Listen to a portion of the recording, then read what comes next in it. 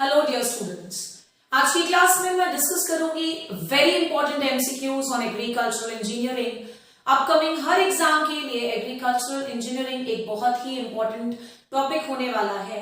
सो आइए देखते हैं आज की क्लास में हमारे पास इंजीनियरिंग में सीखने के लिए क्या क्या नई चीजें होने वाली है। So coming to the very first question, पहला क्वेश्चन पूछ रहा है specific gravity of oil is measured by. Oil के स्पेसिफिक ग्रेविटी को मेजर करने के लिए हम किस इंस्ट्रूमेंट को यूज कर सकते हैं? पहला इंस्ट्रूमेंट है डायनामोमीटर। अगर आप मेरे एमसीक्यू सेशंस को रेगुलरली देख रहे होंगे तो कल की क्लास में भी मैंने डायनामोमीटर के बारे में डिस्कस किया था। डायनामोमीटर क्या मेजर करता है? So it measures power of an engine. Engine के पावर को मेजर करने के लिए हम जिस इंस्ट्रूमेंट का यूज करते हैं दैट इज डायनामोमीटर। और यहां पर पूछ रहा है स्पेसिफिक ग्रेविटी ऑफ ऑयल, तो आपको बता दूं कि किसी भी ऑयल की स्पेसिफिक ग्रेविटी को मेजर करने के लिए जिस इंस्ट्रूमेंट को यूज करते हैं दैट इज हाइड्रोमीटर। वो कौन सा इंस्ट्रूमेंट होता है बच्चों? हाइड्रोमीटर। आई होप आप सभी के लिए काफी इंपॉर्टेंट और नया क्वेश्चन रहा होगा। सो नोट्स मेकिंग जरूर करें, इन सारे क्वेश्चंस को लिखें, आज के आज याद करके उसे कंप्लीट कर लें। Coming to the next question, आइए देखते हैं एग्रीकल्चरल इंजीनियरिंग के लिए हमारे पास नेक्स्ट इंपॉर्टेंट क्वेश्चन क्या है।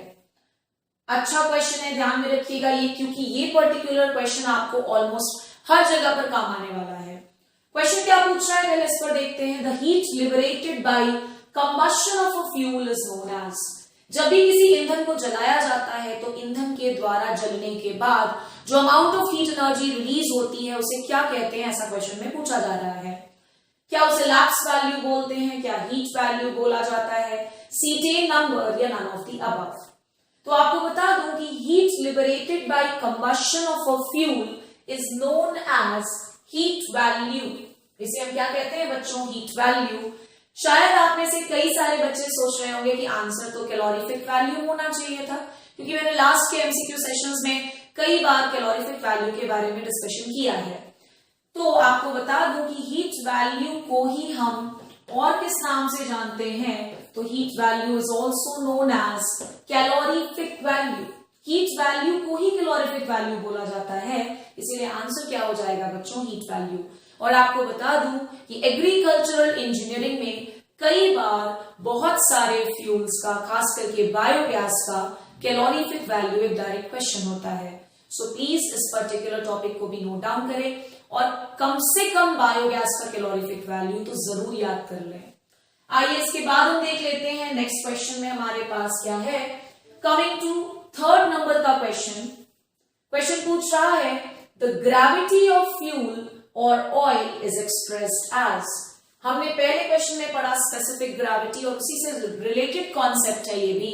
इसमें क्वेश्चन पूछा जा रहा है that the gravity of fuel और oil is expressed as octane number, cetane number, API degrees, none of the above.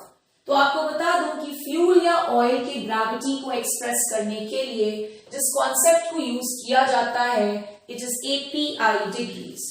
और यहां पर एपीआई का मतलब क्या है? बहुत बार एग्जाम्स में ये भी एक क्वेश्चन हो जाता है, तो नोट डाउन कर लेंगे that API stands for American petroleum institute. It stands for American petroleum institute. और साथ ही साथ आपको ये भी बताते चलूं कि जो प्योर वाटर है इसकी एपीआई जो वैल्यू आती है, प्योर वाटर की जो एपीआई वैल्यू है दैट इज 0।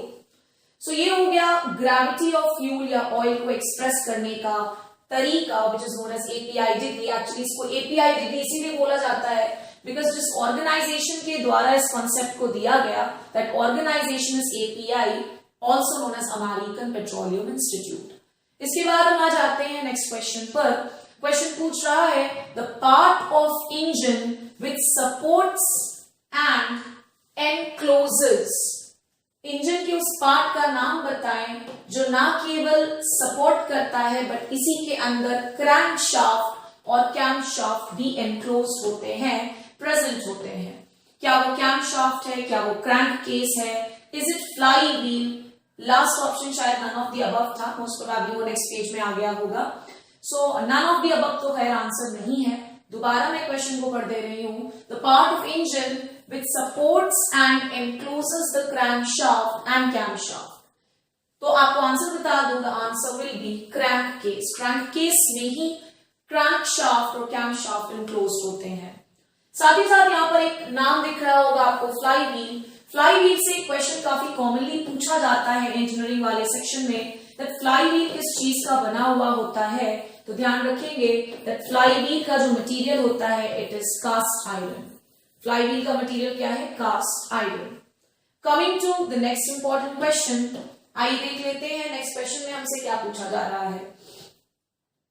नेक्स्ट क्वेश्चन है the sequence in which power stroke in each cylinder of an engine occurs is called as। very important question और बहुत ही नया क्वेश्चन। आई एम श्योर आज से पहले ये क्वेश्चन शायद ही किसी ने डिस्कस किया होगा, but this is very important, so please इसे नोट डाउन कर लेंगे। क्वेश्चन पूछा जा रहा है the sequence in which power stroke in each cylinder of an engine occurs is called as। क्या उसे हम फायरिंग इंटरवल बोलते हैं? Is it known as firing order, poppet order, या नॉन ऑफ द अबव? किस सीक्वेंस में power stroke होता है उस सीक्वेंस को हम क्या बोलते हैं? तो आपको बता दो इस सीक्वेंस को कहा जाता है फायरिंग ऑर्डर। ध्यान रखिएगा, the sequence of occurrence of power stroke in an engine is known as what? Firing order. ये तो हो गया हमारे पास आंसर। अगर जो इंजन है that is a 4 cylinder engine अगर 4 सिलेंडर इंजन है तो इसमें जनरली जो फायरिंग ऑर्डर होता है, कभी कभार एग्जाम में फायरिंग ऑर्डर भी पूछ लेता है, तो 4 सिलेंडर इंजन के लिए जो फायरिंग ऑर्डर होता है दैट इज 1 3 4 2, जो मोस्ट कॉमन फायरिंग ऑर्डर है, या फिर 1 2 4 3। मैं दोबारा रिपीट कर रही हूं, firing order basically power stroke होने का सीक्वेंस होता है in each cylinder of an engine. अगर आपसे एग्जाम में पूछ ले कि 4 सिलेंडर इंजन में फायरिंग ऑर्डर क्या है मोस्ट कॉमनली यूज्ड या मोस्ट कॉमनली जो देखा गया है, तो दैट इज 1 3 4 2 या फिर 1 2 4 3। आई होप आप सभी के लिए क्वेश्चन काफी नया और इंटरेस्टिंग रहा होगा।